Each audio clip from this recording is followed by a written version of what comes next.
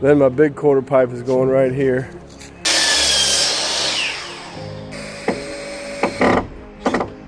I know I should probably sheet this from the bottom up, but I'm mixing it up, going top down. We got boards, more boards.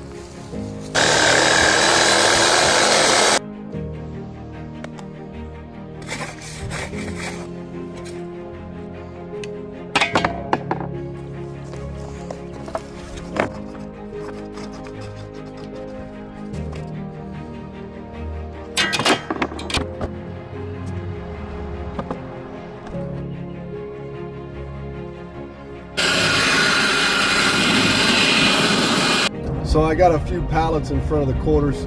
I don't know what I'm gonna do after that. If you guys got any ideas, let me know.